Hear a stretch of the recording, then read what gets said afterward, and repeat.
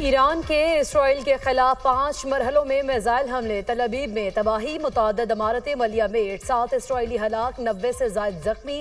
تل ابیب، یروشلم اور مقبوضہ بیت المقدس دھماکوں سے گونج اٹھا۔ ایران کا تل ابیب میں جوہری تحقیقاتی مرکز اور اسرائیلی فوجی ہیڈ کوارٹرز کو نشانہ بنانے کا دعویٰ۔ اسرائیل کے متعدد علاقوں میں بجلی کا نظام معطل۔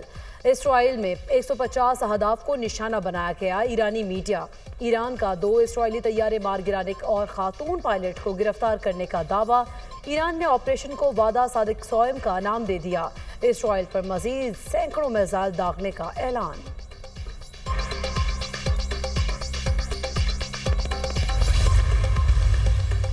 اسرائیل کے حملے میں ایران نے مزید 2 فوجی کمانڈرز کی شہادت کی تصدیق کر دی۔ ملٹری آپریشنز کے ڈیپٹی چیف جنرل مہدی ربانی اور head of intelligence general Ghulam رضا مہرابی شہید ہو گئے۔ شمال مشرقی علاقوں پر تازہ حملوں میں 18 افراد شہید، 35 زخمی۔ اسرائیلی حملوں میں 104 افراد شہید، 376 زخمی ہو چکے ہیں۔ گزشتہ روز تہران میں رہائشی عمارت پر اسرائیلی حملے میں 20 بچوں سمیت 60 افراد شہید ہوئے۔ اسرائیل نے تہران میں وزارت دفاع سے منسلک کمپلیکس کو نشانہ بنایا۔ مہر آباد ہوائی اڈے، زنجان، ہمدان، کرمانشاہ اور اصفہان پر بھی بمباری کی۔ ایران نے مزید حملے کیے تو تہران کو جلا کر خاک کر دیں گے۔ اسرائیلی شہریوں کو نقصان پہنچانے کی بھاری قیمت ادا کرنا ہوگی، اسرائیلی وزیر دفاع۔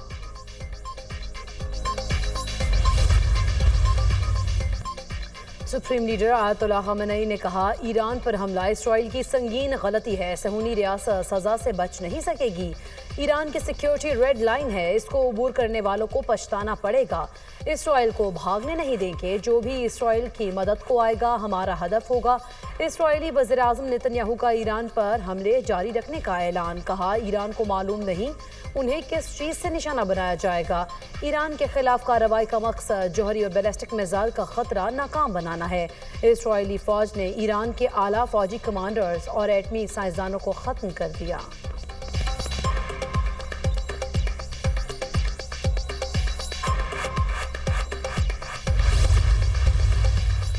مسلم ممالک اسرائیل سے تعلقات منقطع کریں، وزیر دفاع کا مطالبہ۔ قومی اسمبلی میں اظہار خیال کرتے ہوئے وزیر دفاع نے کہا، فلسطینیوں کے خون سے رنگے ہاتھوں سے ہاتھ نہیں ملانا چاہتے۔ فلسطین میں بچے شہید ہو رہے ہیں، اسلامی دنیا خاموش ہے۔ اسرائیل نے یمن، ایران اور فلسطین کو ٹارگٹ بنایا ہوا ہے۔ مشکل کی گھڑی میں ایرانی بھائیوں کے ساتھ ہیں، پاکستان ہر طرح سے ایران کے ساتھ کھڑا ہے۔ OIC کا اجلاس بلایا جائے، مسلم دنیا متحد نہ ہوئی تو سب کی باری آئے گی۔ ہم نے مودی کا غرور خاک میں ملا دیا۔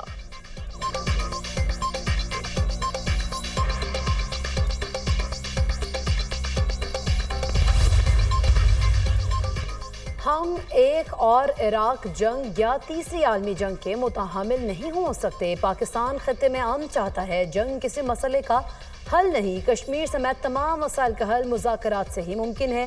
بھارت پانی کو بطور ہتھیار استعمال کر رہا ہے۔ بھارت کی پانی بند کرنے کی دھمکی پاکستان کو اشتعال دلانا ہے۔ پارلیمانی وفد کے سربراہ بلاول بھٹو کی وفد کے ہمراہ پریس کانفرنس۔ کہا، پاکستان نے پہلگام واقعے پر شفاف تحقیقات کی پیشکش کو قبول کرنے سے انکار کر دیا۔ بھارت مذاکرات سے انکاری ہے، مذاکرات نہیں ہوں گے تو کشیدگی میں اضافہ ہوگا۔ اسرائیلی حملے خطے کی سلامتی کے لیے خطرہ ہیں، پاکستان کا سلامتی کونسل میں دو ٹوک موقف۔ پاکستان کی اسرائیلی جہادت کی شدید مذمت، ایران کے عوام سے مکمل یکجہتی کا اظہار۔ سلامتی کونسل میں پاکستان کے مستقل مندوب سفیر عاصم افتخار احمد نے اپنے خطاب میں کہا، اسرائیلی حملے ایران کی خود مختاری اور علاقائی سالمیت کی سنگین خلاف ورزی ہے۔ حملے اقوام متحدہ کے چارٹر اور بین الاقوامی قانون کے بنیادی اصولوں کے منافی بھی ہے۔ ایران کو اپنے دفاع کا پورا حق حاصل ہے۔ اسرائیلی حملوں میں جاں بحق اور زخمی ہونے والوں کے لواحقین سے ہمدردی اور تعزیت کرتے ہیں۔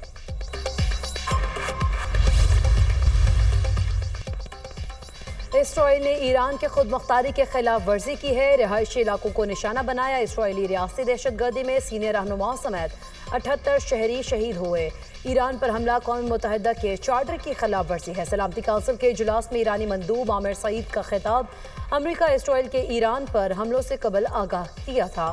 ایران پر حملوں میں امریکی فورسز ملوث نہیں، امریکہ ایران کو جوہری ہتھیار رکھنے کی اجازت نہیں دے گا۔ ایران نے امریکی شہریوں اور اڈوں کو نشانہ بنایا تو نتائج بھگتے گا۔ امریکی مندوب کی سلامتی کونسل کے اجلاس میں بریفنگ۔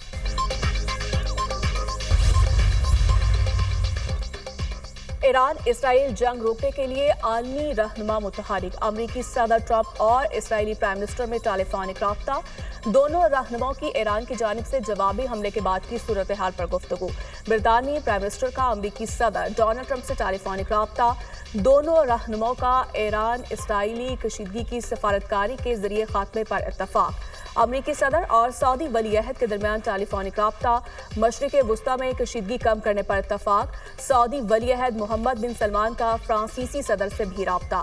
ایران اور اسرائیل کے درمیان جاری جنگ کے حوالے سے تبادلہ خیال۔ روسی صدر اور اسرائیلی پرائم منسٹر کا ٹیلی فونک رابطہ۔ ولادیمیر پوٹن کی دونوں ملکوں میں ثالثی کی پیشکش۔ روسی صدر کا ایرانی صدر سے بھی رابطہ۔ پوٹن کی اسرائیلی اقدامات کی شدید الفاظ میں مذمت۔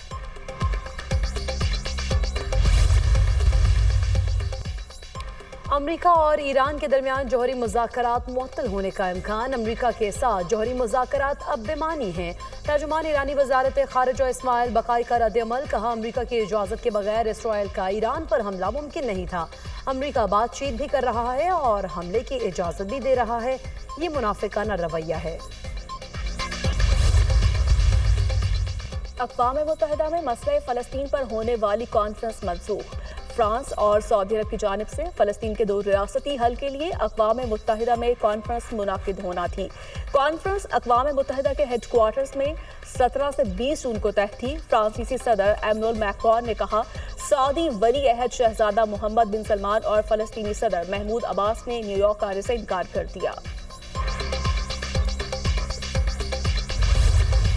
زیادہ تر ریسورسز وفاق جو ٹیکسز کلیکٹ کرتا ہے، وفاق ٹیکسز صوبے سے جو کلیکٹ کرتا ہے، تو وہ کلیکشن ایجنٹ جو ہے، انہوں نے ہمیں وعدہ کیا کہ ہم آپ کو 1900.8 بلین ہم آپ کو دیں گے، اور جیسے میں آپ کو بتا رہا ہوں کہ 104 ارب تو انہوں نے ویسے ہی کاٹ دیے ہیں کہ نہیں، 104 تو صرف ڈیویڈنڈ پول کے ہیں۔ میں وفاق سے صرف یہ کہنا چاہتا ہوں کہ جو وعدے آپ کرتے ہیں اور پھر صوبوں کو کہتے ہیں کہ آپ ایک پرٹیکولر فائنانس، ایک نیشنل فسکل پیکٹ سائن کرتے ہیں، ان کا بھی خیال رکھیں۔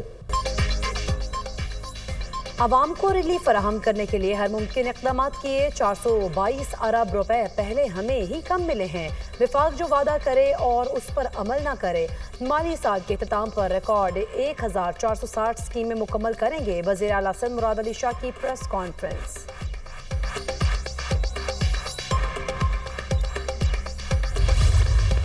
ہمارے این ایف سی شیئر کے حساب سے ہمیں 90 ارب روپے کم ملے۔ وفاق نے 70 ارب روپے کا وعدہ کیا تھا کہ وہ اے ڈی پی میں مرج ایریا میں اور اے آئی پی کی مد میں دیں گے۔ 6.3 ارب روپے صرف ہمیں جولائی میں ملے، اس کے بعد ایک دفعہ بھی نہیں ملے۔ تو ہم نے 20 ارب روپے اپنی جیب سے اے آئی پی کی مد میں دیے۔ ترقیاتی اخراجات میں بھی انہوں نے بالکل نظر انداز کیا خیبر پختونخوا کو۔ الزام تراشیوں کی ہم نے سیاست سے جو ہے باہر نکلے۔ رواں سال خیبر پختونخوا کو این ایف سی کی مد میں 90 ارب روپے کم ملے۔ وفاق نے ای ڈی پی کی مد میں 6 ارب روپے دیے۔ شرح نمو 2.7% تک پہنچ گئی۔ خیبر پختونخوا کا رواں سال تاریخی تھا، ہمارا ریونیو سب سے زیادہ رہا۔ مشیر خزانہ خیبر پختونخوا مزمل اسلم کی پریس کانفرنس، کہا وفاق کے پی میں مخالف حکومت ہونے کے باعث ترقیاتی فنڈز میں نظر انداز کر رہا ہے۔ وفاق کا تعاون نہ ہونے سے ہم نے ترقیاتی بجٹ بڑھایا۔ الزام تراشی کی سیاست سے باہر نکل آئے۔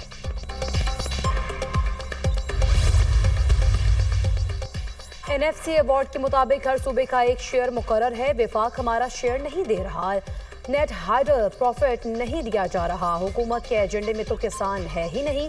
اسد قیصر کا قومی اسمبلی اجلاس میں اظہار خیال، کہا ہم انصاف اور بانی پی ٹی آئی کی رہائی چاہتے ہیں۔ لوڈ شیڈنگ کا خاتمہ نہ کیا گیا تو موٹر وے پر احتجاج کریں گے۔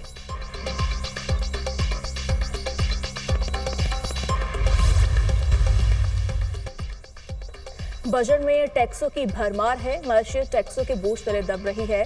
सारी जमातें जब ओपोजिशन में होती हैं तो पेट्रोलियम लेवी को भत्ता और गुंडा टैक्स कहती है। एक तरफ आप रिफॉर्म्स की बात कर रहे हैं, दूसरी जानिब आप लोगों को हरासा कर रहे हैं। फारूक सत्तार का कौमी असम्बली इजलास से खिताब, कहा ईरान हमारा बरादर हमसाया मुल्क है, पाकिस्तान ईरानी भाइयों के साथ खड़ा है।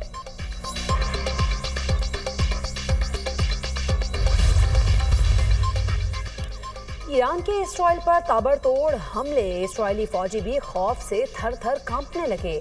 सोशल मीडिया पर वायरल वीडियो में देखा जा सकता है कि कैसे इसराइली फौज के अरबी जुबान के मीडिया विंग के तर्जुमान ईरानी हमलों से खौफजदा हैं और तर्जुमान इसराइली फौज के हाथ खौफ से कांप रहे हैं, जिसे वो पैंट्स की जेब में डालकर छुपाने की कोशिश करते भी देखे जा सकते हैं।